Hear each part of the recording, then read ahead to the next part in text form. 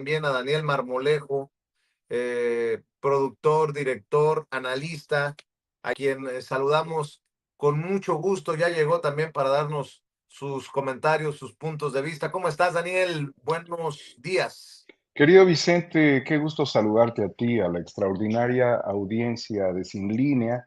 Pues muy contento, mira, tomándonos un cafecito de la región de Coatepec, Veracruz, que muy bien hace para, afinar las ideas en momentos tan importantes de la vida pública en México, que como tú has Claro. dado cuenta de todo, Vicente, hay muchísimos elementos en este momento sobre la mesa de análisis en nuestro país. Sin líneas, sin censura, sin miedo y sin pelos en la lengua. Mi querido Daniel Marmolejo, tú dices por dónde le entramos.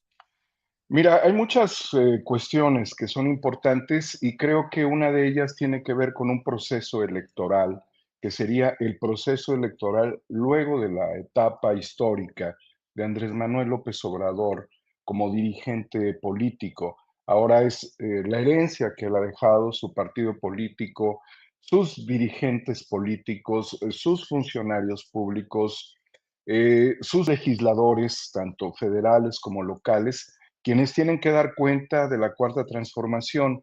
Y particularmente me encuentro yo en Veracruz, en donde se están desarrollando campañas que, al igual en el estado de Durango, tienen que renovar las presidencias municipales. Jalapa de Enríquez es un lugar muy importante, es la capital del estado, y bueno, aquí está celebrándose un proceso local que, como recordemos para nuestra audiencia, los procesos locales corresponden a los organismos públicos, los organismos electorales locales. No le corresponde al INE, sino le corresponde a los OPLES, organismos públicos locales electorales, y son las presidencias municipales.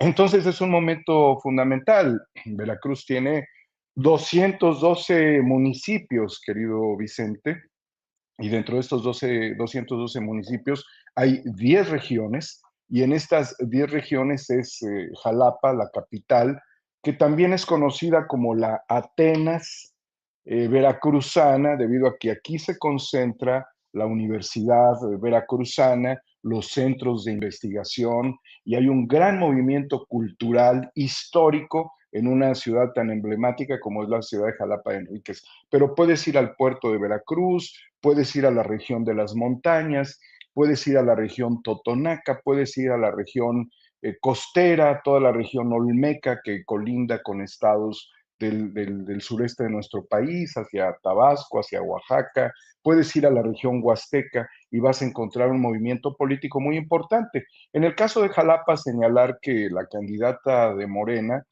Daniela Griego, debe de estar sobre los 30 puntos de ventaja frente a sus competidores, que literalmente no existen.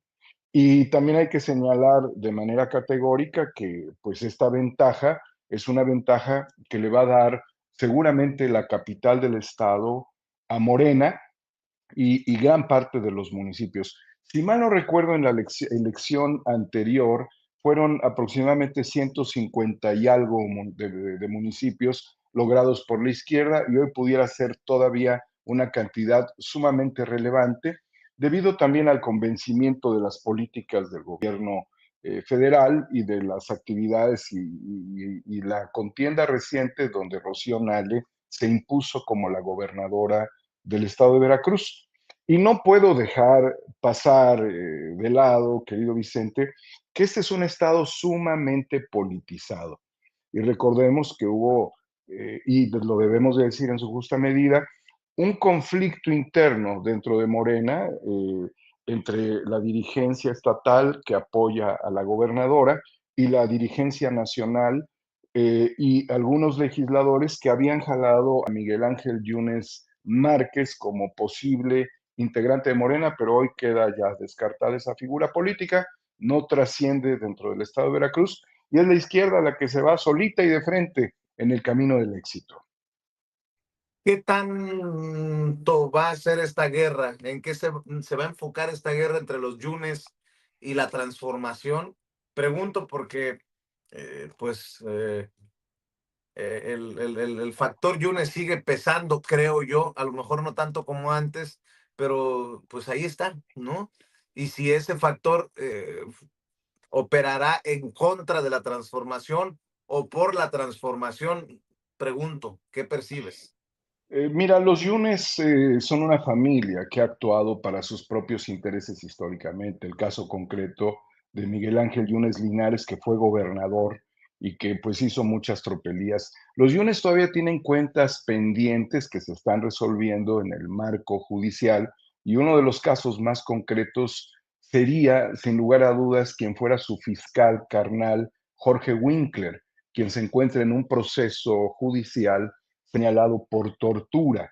Entonces yo creo que los Yunes estarían muy preocupados en liberar a este personaje de la cárcel y después rearmarse estratégicamente. Por lo tanto, yo creo que el ambiente está atemperado. Quizás los conflictos internos del propio Morena, que pues se han exhibido, sea una de las cuestiones que también se puede ir diluyendo a partir de que el proceso avance. Y hay que recordar que también ha sido un estado muy violentado históricamente y ha habido, pues hubo recientemente un ataque contra un candidato también, de tal suerte que es un estado caliente y es un momento muy complicado. Pero entre todas las 10 regiones y los 212 municipios hay una gran diversidad y hay también una apuesta por la paz. Así que esperemos que esta contienda electoral pueda desarrollarse positivamente, sobre todo en el marco de las ideas. Y debo decirlo, querido Vicente, que conociendo a la candidata Daniela Griego de Jalapa desde hace cerca de una década, es la persona que ha desarrollado un trabajo político de base social histórica con agrupaciones, con organizaciones como lo ha sido el movimiento indígena zapatista enfocado al campo, movimiento de base fundamental, como han sido las organizaciones y el trabajo comunitario, sobre todo con la niñez y con los niños desprotegidos de la calle. Ya hablé del movimiento agrario, hablo del movimiento de los niños, como también es el conocimiento que este personaje fundamental, esta gran mujer, Daniela Griego, tuvo durante su etapa como legisladora y trabajando sobre todo para algo que había destruido el prianato. El prianato destruyó el sistema de pensiones del estado de Veracruz. Y esta descomposición del sistema de pensiones generó una gran preocupación social debido a que la concentración de trabajadores del gobierno, gobiernos municipales, gobierno estatal, pues se quedaron en la indefensión. ¿Y qué hizo el PRI después del gran golpe que le dieron al sistema de pensiones? Generar una represión sobre la gente. Y la represión fue terrible porque a los viejitos los golpearon, los maltrataron, los empujaron y sufrieron mucho. Por lo tanto, la recuperación del sistema de pensiones, que yo se lo pude exponer al presidente Andrés Manuel López Obrador hace cerca de 4 años, significó un cambio radical.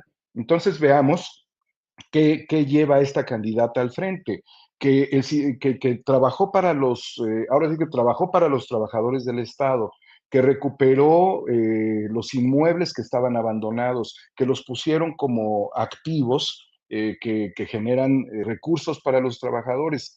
Eh, Logró restablecer las condiciones financieras operativas del día a día, recuperó también un sistema de préstamos donde en el mismo día le dan ventaja a los trabajadores para poder recibir un préstamo y al mismo tiempo multiplicó la reserva técnica. Entonces, todo esto que es sumamente reconocido, porque el sistema de pensiones de Jalisco está quebrado, porque la mayoría de los sistemas de pensiones están en una crisis y el futuro es poco amistoso para los trabajadores, ella logró hacer una recomposición en acuerdo, desde luego, y en sintonía con el gobierno del Estado. Todo esto ha potenciado muchísimo la carrera de Daniela, que debo de decirlo también ganó la Diputación Federal en el 2018, que fue impugnada y le fue arrebatada después del triunfo de la Diputación Federal. Por eso es una figura muy reconocida también localmente, porque su trabajo se ha centrado en Veracruz. Entonces, el escenario es muy bonito en Veracruz, se está pintando de guinda el escenario. bajo otra circunstancia también que es importante de valorar y que tiene complejidades, querido Vicente, amigas, amigos, sin censura.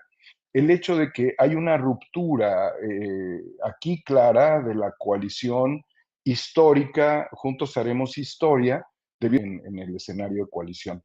Entonces hay ciertas fracturas que probablemente con el paso del tiempo se puedan arreglar, porque también debo de decirte esto, desde 1998 se establecieron, y como consecuencia de la reforma política del Estado de 1996, se pudo establecer el formato de coaliciones políticas bajo las condiciones, digamos, de esta etapa más actual.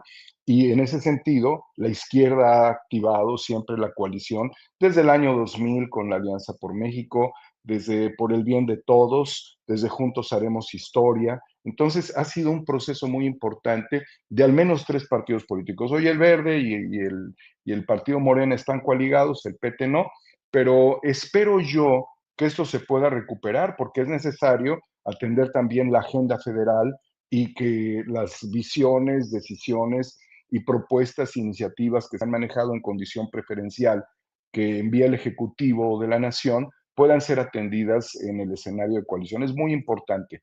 Gobernar en coaliciones, gobernar en alianzas se hace fundamental.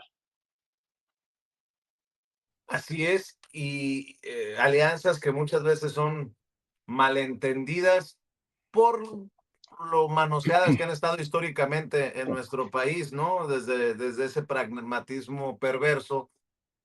Hay un pragmatismo importante, pero hay un pragmatismo perverso. Y mi querido Daniel Marmolejo, para ir cerrando esta oportunidad, hay que recordar también que hay elecciones en Durango y que se van a venir los procesos electorales en este camino de la 4T, hoy en el segundo piso de la Cuarta Transformación, y estaremos eh, pues expuestos a este debate recio, a este debate de las ideas en torno a quién y con quién, y lo que significa todo este armado, este rompecabezas político electoral, mi querido Daniel Marmolejo. Y viene de la mano también de la elección de jueces, magistrados y ministros. Entonces es un proceso ordinario en lo local, es un proceso extraordinario en lo federal y pues digamos que el sartén está con el aceite a la máxima temperatura ya. Lo más importante, querido Vicente, es de que esto pueda transcurrir sin distorsiones y que pueda transitar de manera efectiva por el bien de nuestra nación, a que sean procesos limpios. Tenemos características muy diferenciadas entre lo que significa un proceso judicial, el primero de la historia a nivel electoral, y un proceso local, como lo has señalado tú en Durango y en Veracruz. Y para el 2027 tendremos un proceso intermedio a nivel federal con muchas gubernaturas y también tendremos un proceso judicial que quedó pendiente de este primer momento. Todo esto es fundamental y yo nada más quisiera reflexionar, Vicente, con la posibilidad que nos das de hacerlo a través de este histórico y gran espacio que es Sin Censura, que tú fundaste, de la trascendencia que tiene siempre la perspectiva de los derechos humanos, tanto en el proceso de selección de candidatos como en el Estado de Derecho que buscamos, un Estado de Derecho de justicia y de derechos humanos. De allí que el hecho de que, por ejemplo, en la elección judicial se haya abierto la participación mediante el enfoque de paridad o que los procesos electorales ya en nuestro país tengan la condición de acción afirmativa para que estén representadas las minorías que nunca fueron representadas con sus propias figuras, con sus propios cuadros, dentro de los procesos de conformación de gobiernos, de cabildos, de espacios de representación popular, es fundamental. Y de allí que necesitamos siempre tener el enfoque de un Estado de Derecho basado en la inclusión y en los derechos humanos. Si esto lo logramos, Vicente, Ujú. podremos soportar las dificultades del momento actual y también decantar que un proceso político electoral y un proceso judicial no son lo mismo, de tal suerte que las cofradías que intentan infiltrar el proceso judicial deben ser analizadas desde un enfoque crítico por el electorado. Política sí en el enfoque político electoral, en el enfoque judicial, valores técnicos y atributos honorables de las figuras jueces, magistrados y ministros. Ahí yo cerraría mi comentario.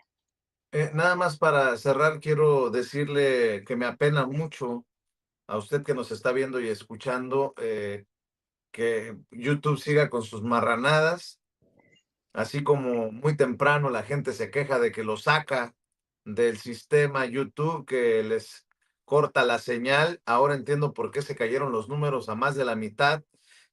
Muchas personas están como Juan Guerrero diciendo me sacó del live. Guadalupe Torres dice ya están atacando. Eh, José David Molina Bejarano, vuelvan a entrar, es marranada de YouTube. Ale Celio dice, ¿qué pasó? Me sacaron. Democratos dice, salgan y vuelvan a entrar. Eh, José Luis Martínez dice, a mí también me sacó y me está mandando a sin embargo. Eh, ¿Qué pasó? No tengo más sin censura, dice Elvira Zapatero Sánchez. Te robaron, Vicente, me sacaron, dice María Delgado. Chris BT dice, me sacó YouTube y me mandó al canal de los periodistas. Vicente me sacó YouTube de Sin Censura TV, dice Guillermina Lara. Yubi SAL dice, pone otro programa. Eh, Angélica Silva Moreno, igual a mí me sacó. A mí también se me cortó la señal, ya volví a entrar, dice Amaral Nari. Nos cortaron, Vicente, dice María Gil. Me sacó del live, dice Hugo Villarreal. Maf Corona dice, me sacó y volví a entrar. Eh, Más manoseado que nunca el tema digital en diferentes plataformas, solo por no dejar de mencionarlo. Querido Daniel Marmolejo, ¿con qué cierras, por favor? Pues cierro, Vicente, con las dificultades técnicas, las imposiciones de los algoritmos y recortar la libre expresión que establece YouTube en esta plataforma y en general en la mayoría de las plataformas críticas. Es una situación pues que se orienta específicamente a fortalecer también una estrategia de control y de subordinación mediático. Antes era el Estado el que podía someter y ahora son las corporaciones, los algoritmos quienes ejecutan la censura. Entonces, quizás lo más importante sea el ejercicio de réplica, de compartir, de socializar y resocializar el contenido de Sin Censura por parte de la gran audiencia, porque de lo contrario, Vicente, nosotros estaríamos ya literalmente en peligro de extinción.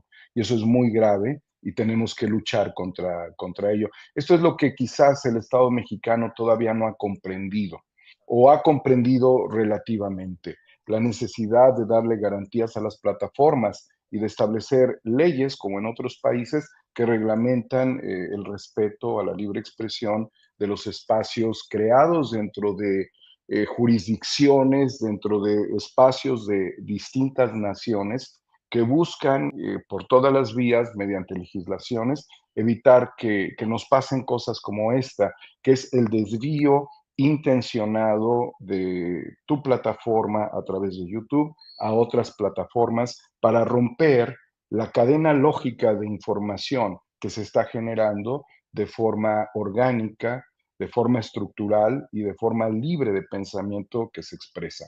Tenemos que luchar muchísimo, Vicente.